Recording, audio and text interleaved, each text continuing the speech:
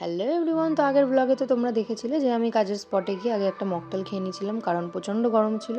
তো তারপর এখানে আমি কাজেও দাঁড়িয়ে গেছিলাম, বাট অত লোকের চাপ ছিল না বলে আমিও একটু মকটেল বানানোর ট্রাই করছিলাম। তারপরে দেখুন আস্তে আস্তে লোকজন আসতে শুরু করে দিয়েছিল, আর খুব বেশি বড় অনুষ্ঠান ছিল না, মানে নিজেদের বাড়ির মধ্যে একটা বার্থডে পার্টি ছিল। তারপরে এখানে ফাইনালি হলো সেলিব্রেশন, কেক কাটিং কমপ্লিট হওয়ার পরে আমার এখানে কাজের চাপটা একটু কম হয়, আমিও একটু টিফিন করে নিয়েছিলাম। তো এখানে স্টার্টারে ছিল বেবিকর্ন আর পকোড়া, ওটাই আমি খেয়ে নিয়েছিলাম। আর তারপরে এত গরম লাগছিল যে আবার একটা আম পান্নাও আমি খেয়েছিলাম। আর এই দিনে আমি এত পরিমাণে মকটেল খেয়েছিলাম, তোমরা দেখতে দেখতে বোরই হয়ে যাবে। তো এখানে আমি তোমাদের এটাই দেখাচ্ছিলাম যে দেখো গাছটা কত পরিমাণে হন্টেড লাগছে। আর আমার ক্যামেরার কোয়ালিটিটা অতটাও ভালো না, ওই জন্য ভালোভাবে ক্যাপচার করতে পারিনি। আর তারপরে এক গ্লাস ঠান্ডা জল খেয়ে আমি আবার একটা মকটেল বানানোর ট্রাই করছিলাম। আর ওই যে বললাম আজকে এত পরিমাণ আমি মকটেল খেয়েছি, প্রায় 7-8 গ্লাস। আর এর টেস্টটা কেমন হয়েছে সেটা তো তোমরা আমার মুখের এক্সপ্রেশন দেখলেই বুঝতে পারবে। আর এত সব ফ্লেভার খাচ্ছি, লাস্টে একটা মোহিতো না খেলে কি করে হয়। তো বাড়ি যাওয়ার আগে একটা মোহিতোও খেয়ে নিয়েছিলাম, আর এটা আমিই বানিয়েছিলাম। এখানে আমার মুখের এক্সপ্রেশন এরকম লাগছে, এটা ভেবেই যে ট্রেনটা পাবো কিনা। তারপরে তো ফাইনালি ভাই আমাকে স্টেশনে এগিয়ে দিয়ে আসলো। আর হ্যাঁ, আমি ওই দিন লাস্টের আগের ট্রেনটাই পেয়ে গেছিলাম, কারণ ওই যে বললাম দত্তপুকুরে কাজ ছিল, আর তাড়াহুড়ো করে বেরিয়েছিলাম বলে কিন্তু আমার খেয়েও আসা হয়নি। তো আমাকে ওরা একটা বিরিয়ানি পার্সেল করে দিয়েছিল, তো বাড়ি গিয়ে ওটা দিয়েই ডিনার সেরে নিলাম।